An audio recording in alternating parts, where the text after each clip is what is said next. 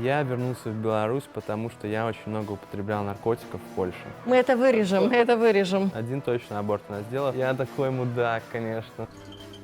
Я с детства говорю на русском, в чем проблема? Для таких, как я, есть Тиндер, есть лайки. Ты просто ставишь лайки, лайки, лайки и не пишешь. Я иногда пользовался услугами проституток.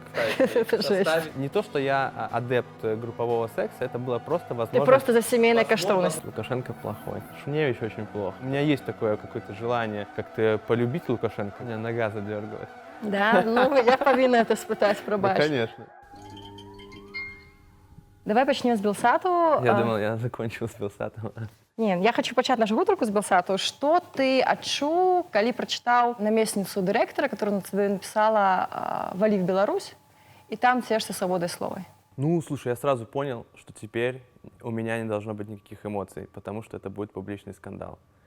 Потому что это заскринят, про это напишут, и поэтому я начал действовать аккуратно. И вот эти вот выверенные комментарии про свободу слова, это не те эмоции, которые я испытывал, я бы просто ее послал, конечно, мне бы так хотелось, да, потому что я, правда, чуть перестал любить руководство Белсата. Но действовал аккуратно, понимая о том, что завтра скрины будут с этими комментариями, поэтому отвечал вот так вот про свободу слова и очень-очень аккуратно и деликатно. Да, як ты адказваў, мы бачылі, але мне цікава, вот ты бачыш каментар «Вали в Беларусь». На самом деле не то, что Вали в Беларусь, она думала, что я работаю в Варшаве. Там в Белсате работает 250 человек, да, если это не секрет вдруг. Я надеюсь, я не агент Кремля, озвучиваю эту информацию. И они понимают, что они, если человека выгоняют в Беларусь, он теряет там кредит варшавский, он теряет будущее, европейское будущее своих детей, да, то есть он не найдет работу журналиста в Польше, да, потому что там не все большие профессионалы, и это будет сложно сделать. И поэтому она думала таким образом просто показать, что она моя начальница, она может со мной разорвать контракт. То есть вряд ли это было там именно про Беларусь. Она просто думала, что она меня выгонит с варшавского офиса, мне придется ехать в Беларусь и зарабатывать значительно меньше. Но я просто и так в Беларуси. Вот в чем была деталь, она не знала об этом. У тебе не было все ж думкі, может быть, не варта гэты скандал раскручваць, может быть, варта прытрымацца. Белсат плаціў табе нармальныя грошы, да? Ты працаваў амаль 2 гады, там дзесьці... Спросишь, сколько? Ну, по моих, то, что я чула, это где-то порядка за 2 гады, там порядка 20 тысяч долларов дзесьці набегла. Это реально 24. нормально. Это 24. реально классные гроши, да? Это кошт, я не ведаю, здесь однопокоевая кватэра, напэўна, в твоім родным Салігорску, близко каля того. Да, Солигорский дороже квартиры стоит. Ці не было думкі про тое, што трэба прамаўчаць, я губляю класнае працоўнае месца, каму я яшчэ патрэбны. Это ж было вельмі проста прамаўчаць, і праз дзень пра гэта бы ўжо ніхто не ўзгадаў. Слушай, ну, если честно, я не думал, что я потеряю рабочее место на каком-то этапе, да, потому что это было бы очень глупо с их стороны уволить меня публично за публичную порку, да. Ну, то есть у нас произошел публичный конфликт, люди работают в медиа, они должны понимать, что сейчас вот публично уволить — это не то решение, которое как бы нужно делать. Можно это сделать через месяц, через 2, у меня через 4 заканчивался контракт, более того, я не собирался его продлевать, да. Меня достало на кого-то работать, то есть, ну, честно, подустал я, да. Год назад, наверное, бы промолчал, да, если честно говорить, да, то сейчас как бы, ну, 24 тысячи, ну, 1000 в месяц. Ну, можно как-то, надо начинать работать самому. Это, конечно, важный момент. У меня нету кредита, там, нет детей, то есть мне не надо думать про то, как там продлить карту побыта в Варшаве, поэтому, ну, я был не связан чем-то с Белсатом сильно. Ну и плюс они меня, правда, достали этими комментариями, да, то есть набежали все сотрудники и начали меня поучать, что я не могу это постить. У нас это нигде не прописано, да, более того, я уже постил что-то про Дуду раньше, что они сделали там Иисуса королем Польши, что это реально какой-то булшит, вот, и тогда все прошло типа окей. Вот. Но если еще говорить о каких-то инсайдах, у меня же была похожая ситуация с Белсатом, с Агнешкой, ровно одинаковая, с комментами, когда я пост удалил. Расскажи про это. Это было 1,5 года назад, наверное. Я только начинал работать на Белсате. Просто для понимания, что я тоже часть корпоративной культуры. Тогда отличие было в том, что я немного покритиковал Белсат в комментариях. Я не собирался его критиковать. Я критиковал белорусскую диаспору. Ну, как критиковал? Просто задирался, да, как обычно там есть... Ладно, тут уже какой-то контекст пойдет непонятный. В общем, чуть-чуть критиковал белорусскую диаспору, а в частности, что мой одноклассник Рыгор Остапеня пошел на Белсат и на Белсате давал интервью на польском. Это зашкварчик, да? Просто в студии был поляк, и они решили, что так будет удобнее на белорусском канале разговаривать на польском, раз уж мы в Варшаве, и наш гость, чтобы чувствовал себя свободно и конкретно. Я эту ситуацию немного высмеял, но это не совсем было про Белсат. То есть там я просто говорил про диаспору, что вот как плохо влияет то, что ты уезжаешь из Беларуси, и даже вот в таких ситуациях ты говоришь на польском. Хотя, казалось бы, это белорусский канал. Появилась в комментариях Агнешка, Я спросила, понимали, где я работаю, как и сейчас, ровно такая же ситуация. Я понимал, где я работаю тогда, и эту ветвь удалил без скандалов, да, потому что тут я конкретно нарушал свой контракт. Я не могу писать негативно о Белсате, даже если могут быть разные трактовки, да, то есть я несознательно это делал, цель была другая, но тогда я удалил все. То есть я не человек, который скандалит вот просто всегда. Ні, а навошта и у ти меня... почав розкручувати цей скандал, цудовно розуміючи, що білоруська пропаганда, ти використовуєш, що ти використовує російська пропаганда. Ти коли убачив, що про тебе каже Дмитрий, прости господи, Киселев. Менеджер социальных сетей польского телеканала «Белсат» выложил снимок в Facebook, снабдив издевательской подписью «Слева президент Польши».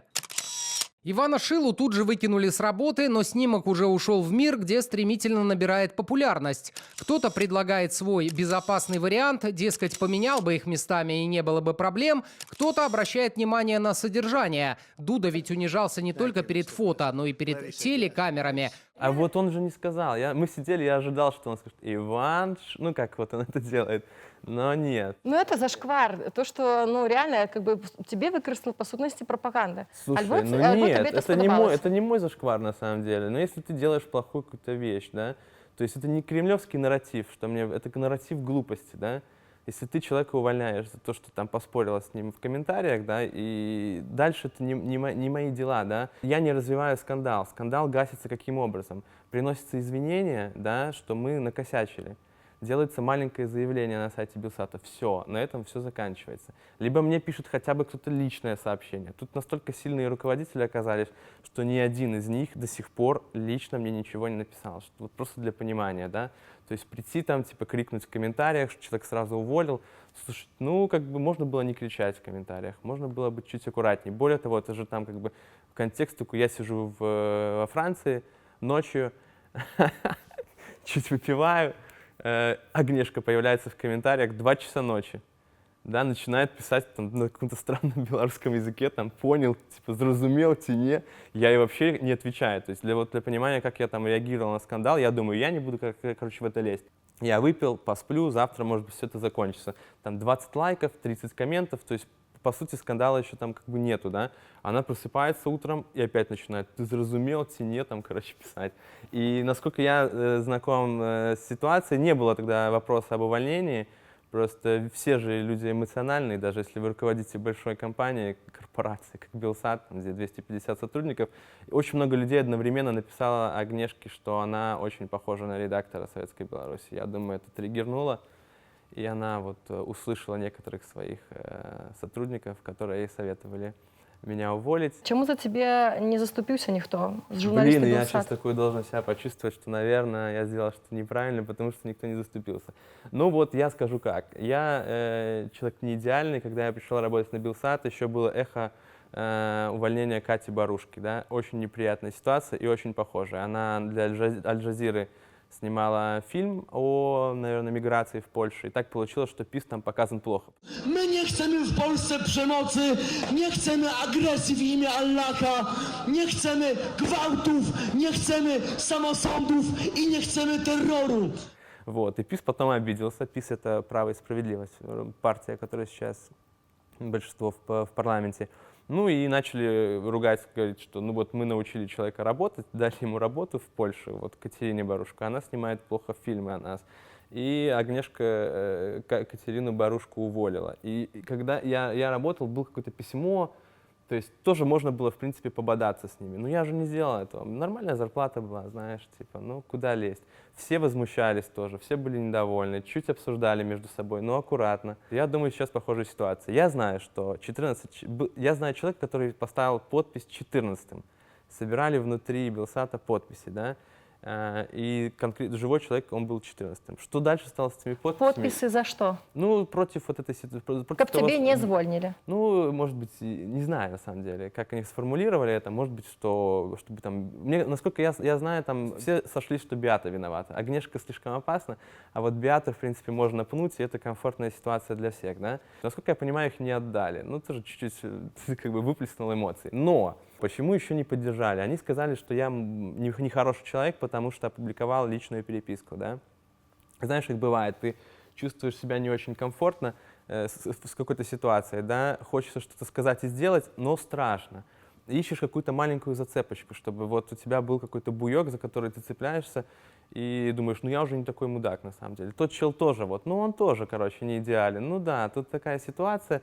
Ну вот я лучше промолчу, да. То есть таким буйком стало вот то, что я опубликовал немного Приватную письмо. переписку. Ну как приватное, ну рабочее, не частное. Это не был личный разговор. И это тоже, насколько я понимаю, сильно повлияло. Ну а в остальном, конечно, ну все же понятно, да, что есть дома холодильник, его надо наполнять. Это работа, важно. Не все там большие профессионалы, сложно будет потом устроиться куда-то. Поэтому комфорт важнее. И самое важное, я же никого не обвиняю и не требую быть героями, все ок, все класс. И мне написало достаточно много людей, потому что в Белсате просто достаточно много людей. Поэтому даже маленькое количество, процент, это уже приличная цифра. Вот. Написали, позвонили, все класс, спасибо всем. У тебе не было адчування дежавю з тим, як тебе отличили со школы? Немного. Я немного. просто читала, что тебя отличили со школы, а ты все ж таки пришел на выпускный. Расскажи, вот это реально такая вот киношная какая-то ситуация, да? Тебя отличивают со школы, а тебе по сутности показывают, что тебе тут не чекать, а ты набираешься нахабности и приходишь на выпускные. Слушай, это было не нахабство, это на самом деле была какая-то ошибка молодости и какое-то желание поучаствовать вот в этом ритуале встречи рассвета, что на самом деле ничего, через 10 лет я смотрю на это, типа, мне не надо было туда идти, это была слабость с моей стороны, это было какое-то вот непонимание, как нужно действовать, но было прикольно, знаешь, потому Але что... там так само за тебе никто не вступился, никто не... Нет, напились, ребята напились, там, мои одноклассники, взяли микрофон, начали там уже все говорить, слезы лить, что все класс, мы с тобой, там, да. Плюс у меня было еще из таких я был как человек в броне, да, то есть у детей закончился алкоголь, а у взрослых на столе он стоял.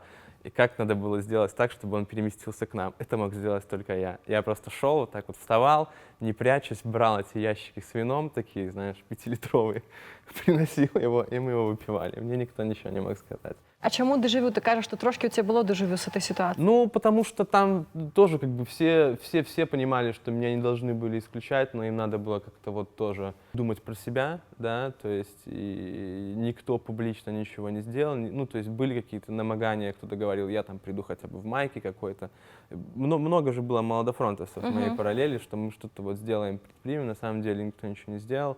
Потом похоже было, потому что пришла буря, да. Тогда, правда, директорка уволилась. Сейчас, видишь, не очень вышло с этой штукой. И директорка, и ее заместительница, да, уволились, кого-то уволили, то есть, и похоже было немного потом, потому что мне еще в течение лет 3 писали иногда родители, ну, прикинь, что ты, короче, мудак, развалил такую хорошую школу, потому что следующим директором стала женщина по имени Сталина. Для понимания, у нас была хорошая школа, где учили английский, приезжали американцы, обмены с датчанами, да, считалась очень либеральной. И в администрации городской решили ее немного нормализовать и упорядочить.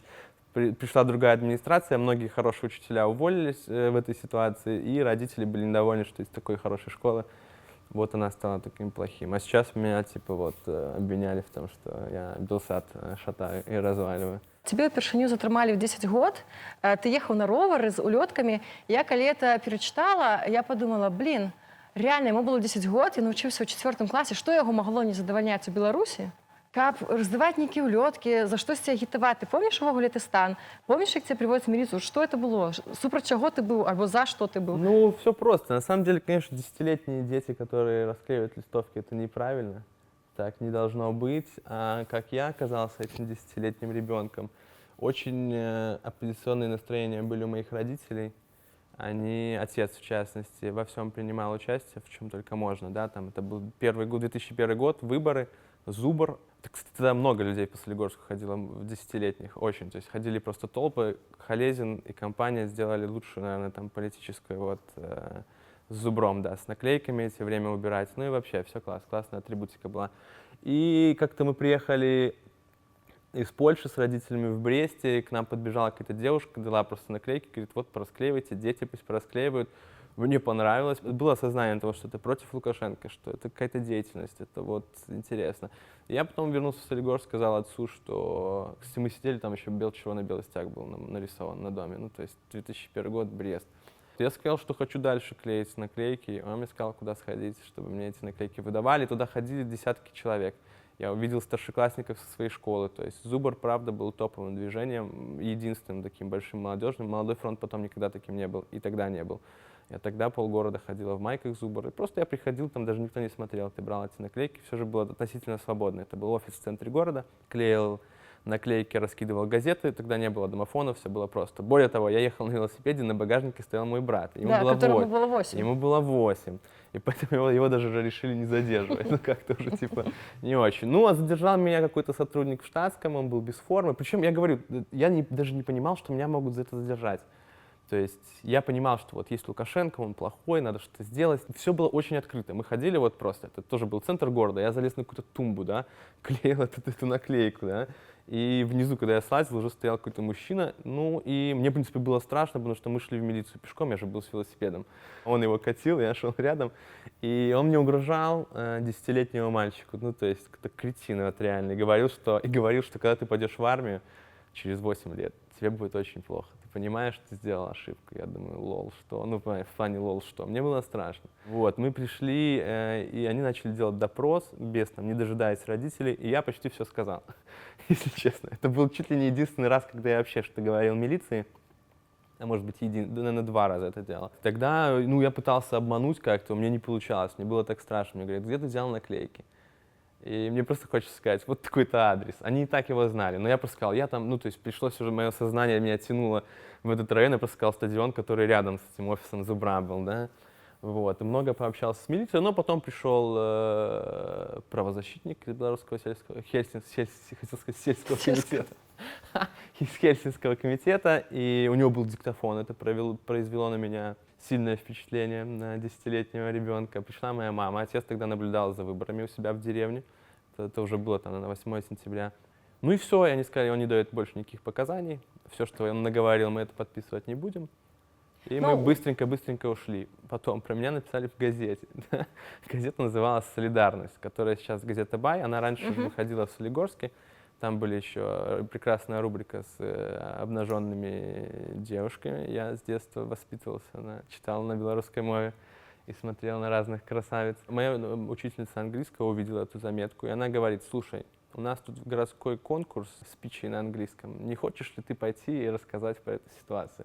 Я не помню, какая была моя реакция. В общем, я туда пошел, и там сидит администрация городская, ну не городская, там, не знаю, районо, там эти вот образования, там куча учителей со всех школ, выходят школьники, рассказывают, как они там провели лето или кем они хотят стать.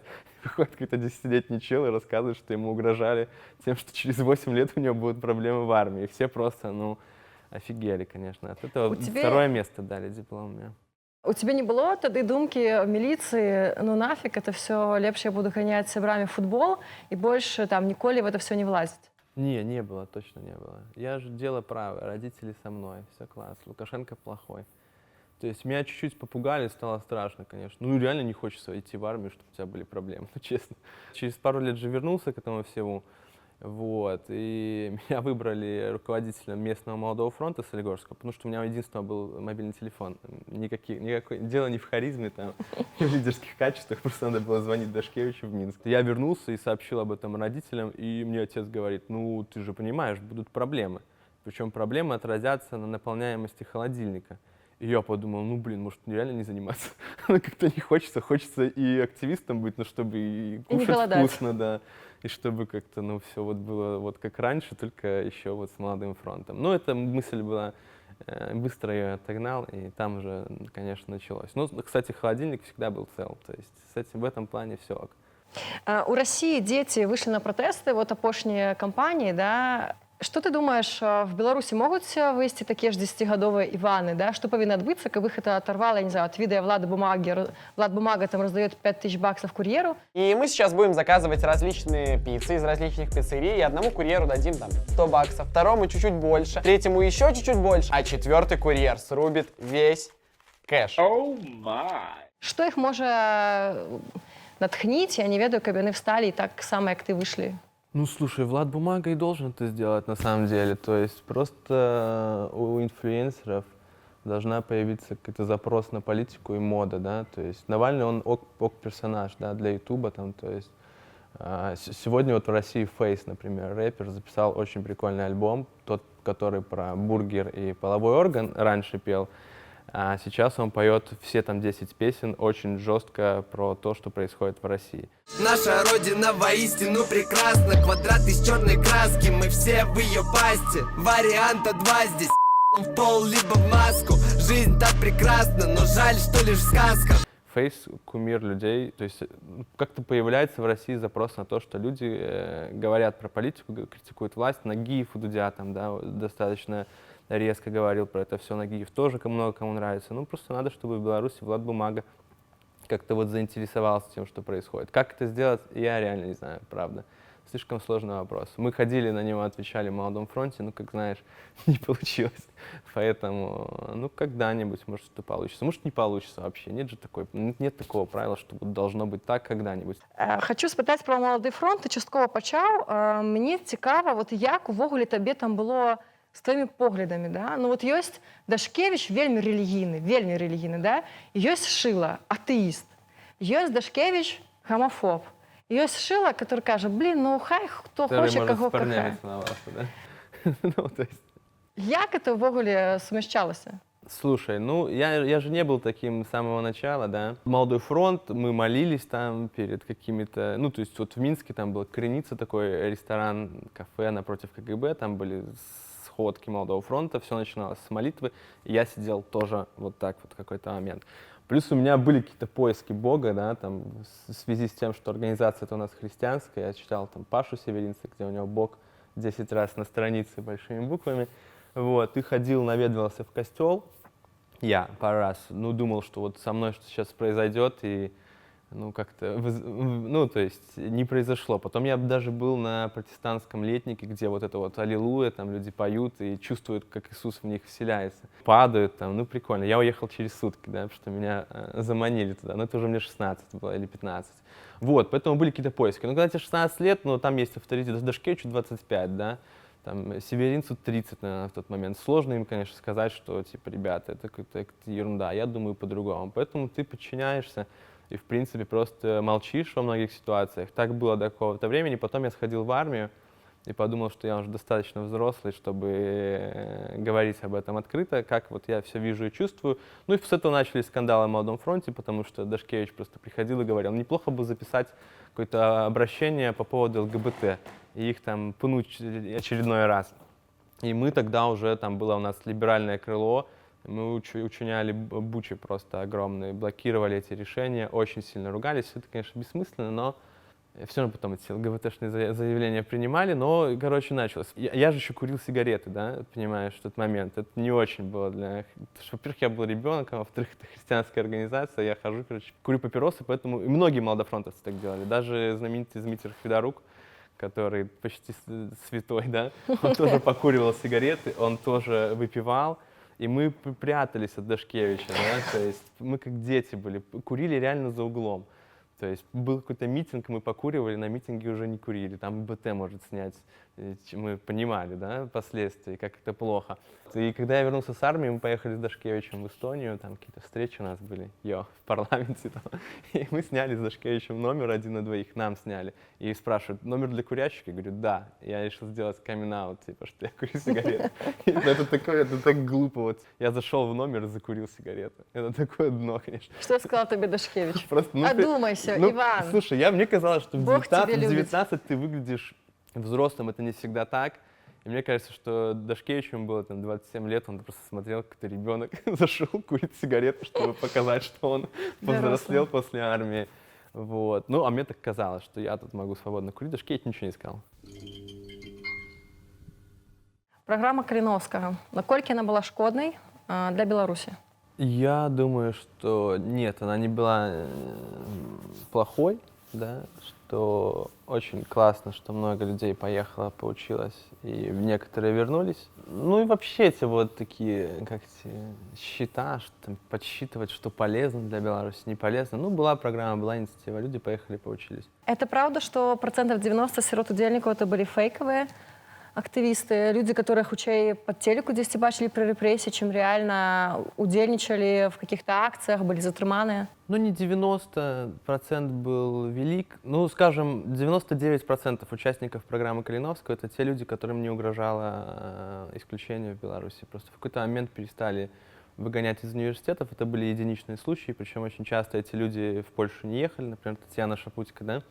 Но сами правила программы Калиновского, они предусматривали, что такие люди там могут быть, потому что ее расширили до того, что если твой папа активист оппозиции, либо даже журналист, либо даже правозащитник, ну, очень широкие формулировки, то ребенок может поехать в Польшу и поучиться.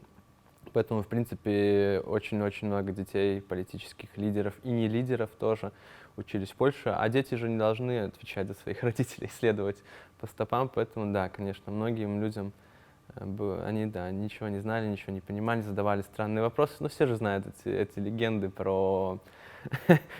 Программой руководил, и, может, руководит господин Малицкий, вот, сотрудник Варшавского университета, и он, ну, там бывает какие-то набор, там он что-то говорит, и встает молодой человек и спрашивает: а вы тот самый Калиновский, да? Вот, поэтому, конечно, случались такие разные маленькие ситуации, но, в принципе, я, честно, не хочу кого-то судить за это. Глядзі, быў Іван Шыла свайго роду ікона змагарства, да, который там в 16 год, якога маглі пасадзіць за адстойванне нацыянальных інтарэсаў. И был Иван Шыла, которому было 27 год, который написал «Любая война, и мяне праз гадзіну ў Беларусі ўжо не будзе». Вот я хочу зразумець, да, вот быў той Іван і вот гэты Іван. В які момант адбыўся злом, переоценка каштоўнасцяў? В які момант ты... Слушай, не было никаких взломов и переоценки ценностей, потому что жизнь, она всегда была для меня важна, и умирать никогда не хотелось. Посидеть в тюрьме — окей, это терпимо, можно на это пойти. Умирать за что-то абстрактное и вообще умирать — нет, никогда я не собирался, не хотел. Если бы мне в 16 лет спросили, пойду ли я воевать, нет, не пойду. У меня было четкое и нормальное представление против всего милитарного. В 17, в 16, я помню, когда я заканчивал школу, я реально говорил: никакой армии, никакой, я вообще в этом не хочу участвовать. Просто так получилось, что я в армии оказался. Вот. А то, что я сказал, не, это все, ну, тут нет противоречия. Бойцы АТО помирают за штосьці абстрактнае? Да, вполне, я думаю, умирают за что-то. Ну, то есть, смотри, как бы, АТО это происходит сейчас. А и воевали люди 3000 лет назад? Да. Были ли у них какие-то ценности? Да. Они что защищали важное? Безусловно. Любая война, она про какие-то ценности, идеалы, защиту, что-то красивое. Есть ли сегодня значение, как кто-то где-то в Древнем Египте умер? Нет, значение есть только прожил человек 20 лет, либо 40 лет, либо там 60, да? Вот для него конкретно именно в той ситуации. Поэтому никогда не надо воевать. Понятно, что есть просто часть людей, которым хочется повоевать. Когда нет войны, они идут там в ОМОН работают, вот. Пусть идут и пусть воюют, их достаточное количество, если им хочется. Это вообще не про меня, любые войны — это плохо. Вот, мир во всем мире, то, что должно быть. Ну, как бы банально это ни звучало. Чему ты вернулся в Беларусь? Я вернулся в Беларусь, потому что я очень много употреблял наркотиков в Польше. У меня случилась передозировка небольшая одним веществом, я чуть не умер. И я просто понимал, что в Польше очень доступны наркотики, их просто купить, это стоит недорого. И когда я начинал там понюхивать, то это было так, ну типа я иду в клуб, там чуть-чуть понюхал, потусовался, все классно, нет вообще ничего такого. Я просто обнаружил себя, ну и плюс ты там больше говоришь с людьми, у тебя хорошее настроение. Я обнаружил себя во вторник, там ночью, с граммом амфетамина, нюхаю, мне не весело, я не иду уже никакие танцы, то есть я понял, что это заходит куда-то далеко и так не нужно. Ну и радикальный способ был уехать туда, где за наркотики большая ответственность, где купить их сложно. И я понюхал, когда садился на поезд в последний раз, и в принципе, я приехал в Брест, мне вкололи тройчатки, да. Тройчатка — это от давления, успокоительное и для сна, да. Потому что у меня были плюс панические атаки после этой передозировки. То есть я когда нюхал, меня начинало трясти. Я бегал по Варшавскому вокзалу, оставил вещи просто. У меня было, панические атаки — это невыдуманная вещь, это абсолютно не шутка, да. Я просто стоял, и у меня началась паника, я не знал, что делать. Я вышел с поезда, чуть вышел, чуть не упал, у меня тряслись ноги. Я там кинул вещи просто, мне человек спросил сигарету, я не мог ее достать. И я бегал по этой Варшаве, потом как-то подсобрался, доехал до Бреста. Чем отличаются белорусские вокзалы от польских? У нас есть медпункты, спасибо Родине за это. Я пришел туда, говорю: слушайте, она говорит, у тебя там пульс, нет, у меня давление там 150 на что-то, 160, почему так? Я говорю: ну, я же студент, вот в Польше сессия, не спал там пару дней, выпил много кофе, поэтому сделайте что-нибудь со мной. Мне вкололи это успокоительное, я лег спокойно, спал до Минска в удобных поездах, где есть лежачие полки, ну, в общем, такая И история. ты выступаешь за легализацию марихуаны? Естественно, да. Чему? Да. И декриминализацию других наркотических веществ. Чему? Ну, в том числе, чтобы у людей не случались передозировки, да, потому что, ну, тебе дилер не расскажет, да, как это нюхать и как употреблять. Если будет это продаваться каким-то образом, и это будет объясняться, да, людям, так будет правильнее, чтобы это не было какое-то таинственное вещество. А в другом, почему марихуана? Ну, марихуана — это нормальная тема. Ну, то есть, я сейчас ничего не говорю. Ну, наркотик, алкоголь, наркотик, сигареты, наркотики. Ну, вот то в есть, ситуации, в когда в ситуа- Беларуси... от марихуаны точно никто не умирал, да. От марихуаны становится плохо людям, там память чуть теряется, работоспособность падает. Но этот процент людей, которые пострадают от наркотиков, от алкоголя и вообще пострадают в жизни, он всегда будет. Ты бухаешь? Выпиваю, да, выпиваю. Ну, ты ж кидал. Ну, конечно. 45 дней не пил, да, не И пил. что пасля адбылося? Ну, вот вчера пил, например. Не, ничего не произошло, просто скучно, на самом деле, скучно, не знаю, чем заняться. Нет, не так. Я много выпивал раньше в поисках там девушки, любви, чуда. Да, люди пьют, чтобы что-то поменялось. У тебя вот есть какая-то жизнь, и ты хочешь, чтобы, ну, вот как-то больше красок стало, больше уверенности, или думалось про будущее проще.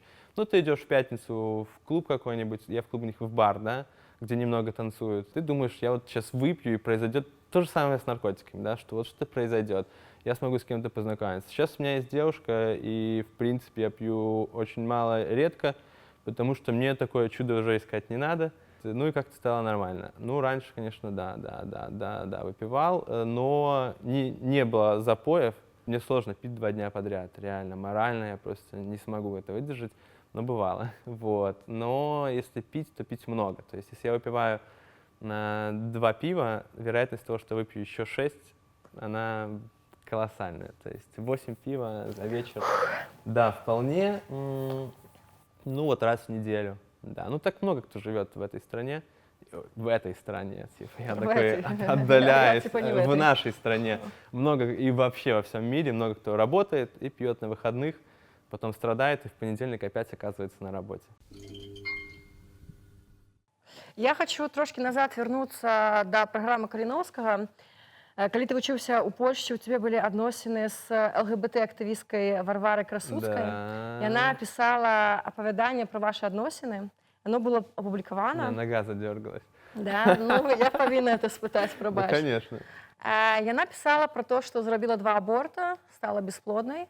Это правда ці выдумка? Слушай, не знаю, если честно. Ну, покажет время, я думаю, про последнее, про бесплодие, да.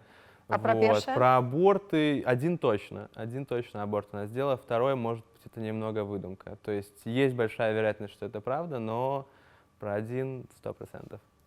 Тебе это турбуе неким чином? Ну да, это неприятная ситуация. Было бы странно, если бы я сказал, что типа мне вообще ок, без разницы. Естественно, это были большие переживания. Я сейчас вспомнил, вот у меня рука подергалась, нога подергалась.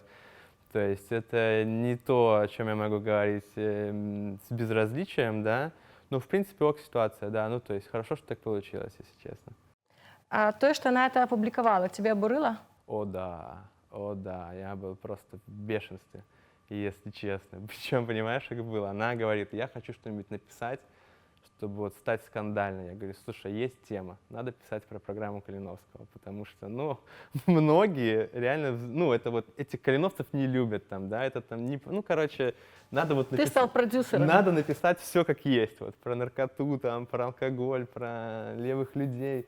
Она говорит, да, слушай, хорошая идея. И потом она это написала, только я еще там оказался, я так не планировал. Извините. И ты же написала, ты, наверное, спросишь, поставили спектакль, понимаешь? в Поставили? Польше. Да, был спектакль, его показывали в городе, где я учился. Кто чел играл меня, и, в общем... Но я не читал, сразу говорю. Я очень много знаю, мне скидывали отрывки, меня спрашивали. Но это, видишь, интересная тема была, потому что про это в Фейсбуке не писали. Ну, тогда еще особливо не было развито. Уже было все топ с Фейсбуком, но просто как-то никто не знал, лезть ли в это, короче, как реагировать. Читало очень много людей, очень много людей. То А есть ты не читал? со мной говорила куча людей, но никто не написал пост, там, типа, что вообще происходит. То есть. Но читать это вельми складано. Ну, это на междете с Ну, порнографией. я, может, когда-нибудь прочитаю, если честно. Хотя, слушай, обманываю, я хотел прочитать, удалила же, нету. Вот сейчас уже не найдешь. Хотела, вот, может быть, там, в течение последнего года, думаю, надо прочитать, не нашел, короче. Але вот, в принципе, Поэтому- публічно обмірковувати стосунки для тебе нормально? Ну, для тебе нормально, тому що ти сам грішон. Зараз можу помилитися, поправ мене. Цікаво, чому моїй дівчині не подобається, що мені подобається інша Да, дівчина? І всі я- ведуть, хто я одна такой- дівчина, хто друга дівчина. Я такой мудак, конечно, сразу вот извиняюсь перед Ольгой Горопутчик, я тогда Ти все ж таки поступил. вирішив ще раз. Нет, я говорил про это, потом было интервью на Куку, там, про неудачные свидания, я сказал, конечно, в той ситуации я был большим мудаком, да. В эту практику дома 2 скончив, або будеш протягувати? Я просто перестал любить одну девушку и начинал любить другую. И мне как-то страшно было все это разорвать, закончить. Поэтому я начал тянуть. Это не были там физические измены, но это же тоже измена, да? Чому когда- про це повинно було відати тисячі чоловік? Ну, потому что я мудак. Ну, в плане в этой ситуации, конечно, мудак. Тогда знаешь, как было еще? Одна меня заблокировала, вторая заблокировала. И я был обижен на весь мир. Ти спробував догрукатися просто, Я що хотел виливаєш це публічно. написать, ну это же тоже терапия. Ты пишешь, что тебе больно, там, фотографируешь себя, когда ты себе не очень нравишься. Ну, тут нечего говорить, нет оправданий просто. Так делать не нужно, если вы чувствуете, что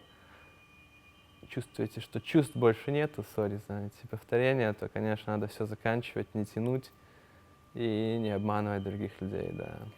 А чому ти розмовляєш по-русски? Я реально, я скажу щиро, що я думала, що хоча б на этом інтерв'ю ти будеш розмовляти по-білоруськи, тому що, ну, це було б хоча б, не веду, ніяк органічно. Это же язык моих родителей, мой родной. Я с детства говорю на русском, в чем проблема? Не, ну, так получилось. Я много говорил, я же на мове говорил на лет 8, да. А потом я поехал в Киев на стажировку Крым Реалии, и мне пришлось говорить на русском, люди из Крыма, там, из Украины, все-таки, вот. И как-то так вышло, что я месяц в Киеве, это очень удивительная, конечно, история, поговорил на русском и не смог вернуться к мове, не знаю. У меня была версия, что, ведаешь, может быть, по-русски тебе простее сдымать каких-то телок в баре. Я не такой человек, ты что? Слушай, ну, я не могу в баре познакомиться с... Ну, короче, эта история не про меня. Про снимать телок это не про... Нет, ты что? Для таких, как я, есть Тиндер, есть лайки.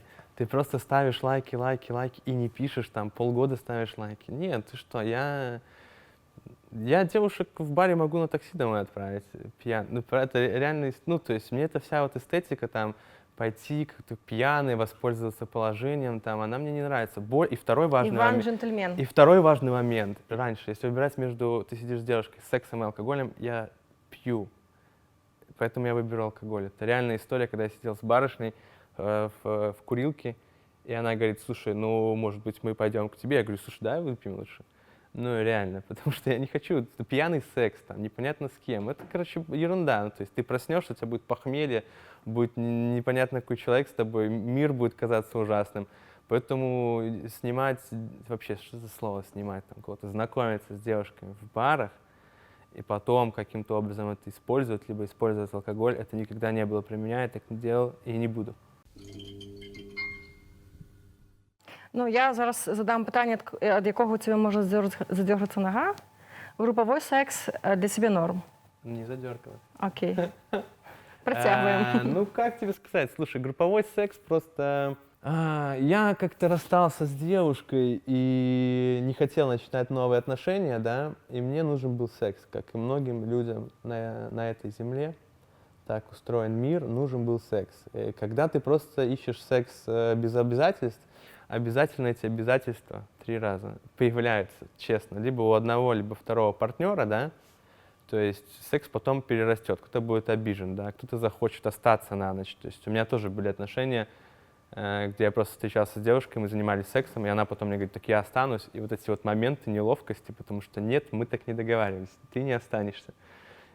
Хотелось их избежать. И для этого я пошел путем семейных пар, потому что вероятность того, что они потом захотят разрушить свою семью, оставить своих детей, она мала.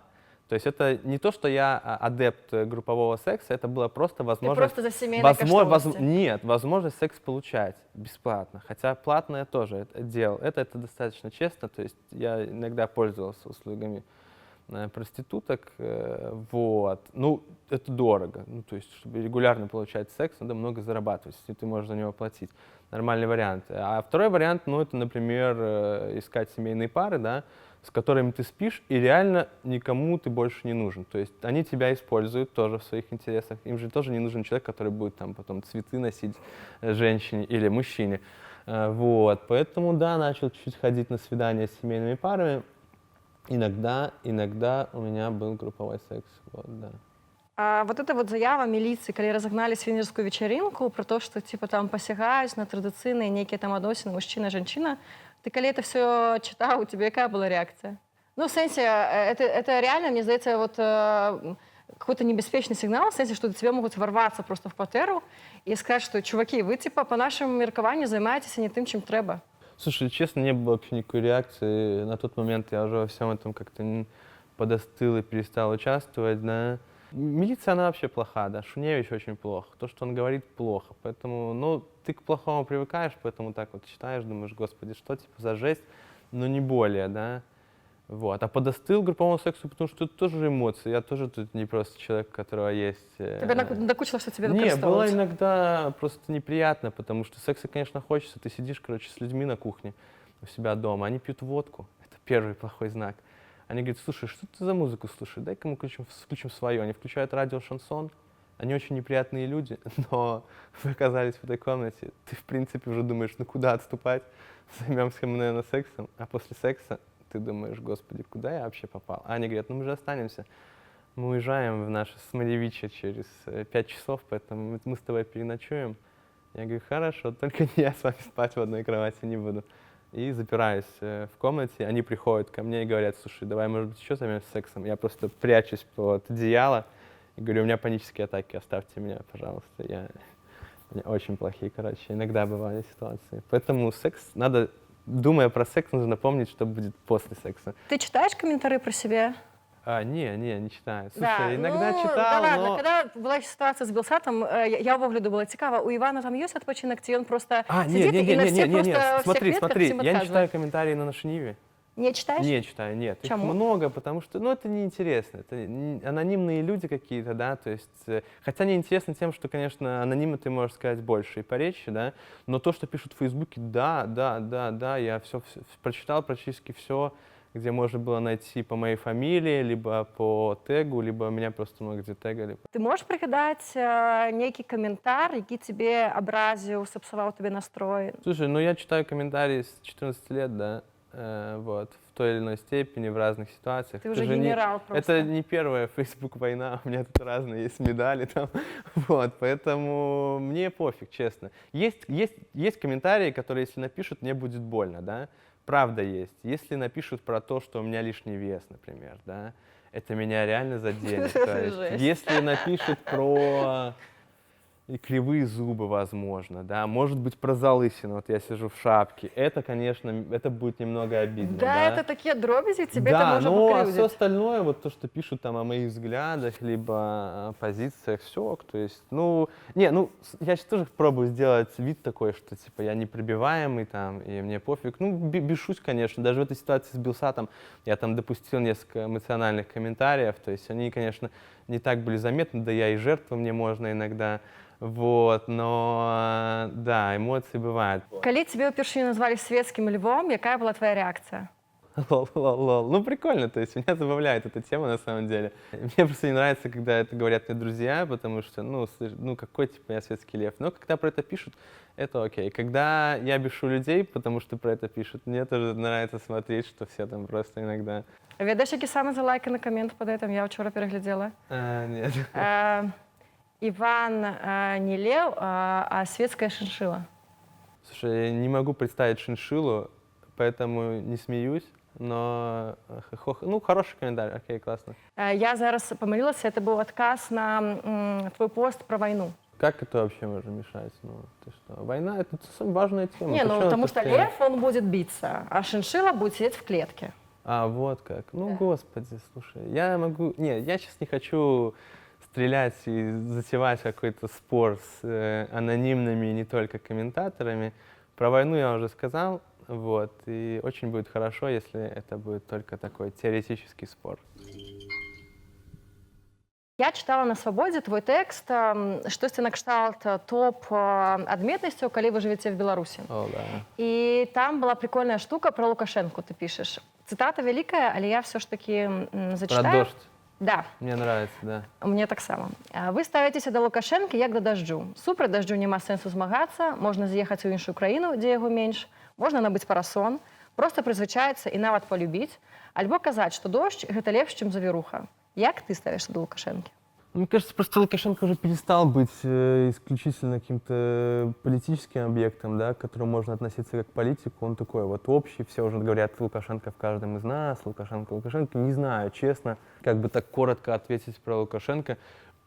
Он меня иногда забавляет, да, он говорит прикольные вещи. То есть, ну, вот эта вот тема там с «давай пока», например, да, это же много настроения многих людей, да, что там Лукашенко, вот он немного воюет с Россией, он такой глуповатый, но он все равно немного за нас, то есть он же много кому стал немного более симпатичен, да, там Киркевич, который в тюрьме сидел за Лукашенко, говорит, надо его поддержать, чтобы у нас не было войны. То есть произошла такая перемена, ну, я правда себя отдергиваю и говорю, ну, блин, он же, ну, люди умерли, да, то есть людям поломали жизнь, люди сидели в тюрьмах, там, или там Козулина жена умерла, пока он сидел. Это вообще не шуточная история. Поэтому у меня есть такое какое-то желание как-то полюбить Лукашенко, знаешь, как старшего брата, да. Но не полюбить, как бы стать окей с этим, да. Забавно, чуть-чуть посмеиваться, какой-то классный комментарий. А вот тут сделали IT-страну, да, все будет классно там. Но я вот, короче, себя так... Стримливаешь? Ну, не стримлю, я просто себе говорю, эй, типа, не надо, это плохой путь, короче. У тебя есть отказ на пытание, которое задают всем оппозиционерам. Коли не Лукашенко, то кто? Сам вопрос, он плохо сформулирован. И он сформулирован выгодно для Лукашенко, да, что как будто вот нет альтернатив. Дело же вообще не в людях. И я сейчас тоже эту буду говорить стандартную ерунду про институты, гражданское общество и все такое, когда президент имеет не такое большое значение, как Дуда в Польше, например. У тебя няма адчування, тобі ж, напевно, это предъявляли не раз, что ты здрадзіў своим каштоўнасцям, ты здрадзіў Беларусі. Бог тебя любит, Иван, вернися. Слушай, ну нет, у меня нет таких ощущений. Я просто... Нет одного правильного инструмента. Вот я уже говорил, там, считать пользу для Беларуси, что нужно делать, что не нужно. Я думаю, что я не самый плохой человек, ну, честно, да, то есть у меня есть какие-то понятия и какие-то ощущения жизненные, да, как надо все делать и поступать. Вот, поэтому я тут живу, и я точно не делаю эту страну хуже. Поэтому все классно, у меня нет такого ощущения. Да. Дякую велике за розмову. Класс, спасибо. Дякую. Це була дзяўчына Салігорская, звали Кристина. Да-да-да. Я не ведаю, кажется, она была супер-пупер прыгожая и классная. Можно найти в Фейсбуке. Ты пайшоў у войска, яна цябе не дачакалася, і пасля ты такі вяртаешься з войска, а яна сустракаецца з твоим братом. Это Не, правда? она не встречалась с братом, она находилась с братом в одной постели. Это не обязательно означает секс, но, возможно, к этому шло. Все еще горше, я спробовала, Иван, больше корректно это сказать. Ну, это было, конечно, неприятненько. Ну, я заплакал, реально, то есть я увидел это, но я как-то ожидал, что что-то я такое увижу, чувствовал. Чекал от ее або от брата? От них двоих. Ну, там вообще, предыстория такая вообще, что мой брат собирался с ней встречаться, как бы, с первый раз в жизни с девушкой. А в итоге встречался я. Самое главное, что, в принципе, как-то я вот тогда в армии служил, я уже собирался с ней расстаться, да. То есть к этому шло. И чувствовал я, что... А як ви з братом это порешали? Ну, это... Ой, да очень просто на самом деле. Ну, в плане, не было какого-то разговора. Кристина тоже исчезла из жизни нас обоих. Я говорю, в 17 лет делают очень странные вещи происходят. Хорошо, что все живы, да? И ничего сильно не произошло. Для той Поэтому... ситуации с оправдой.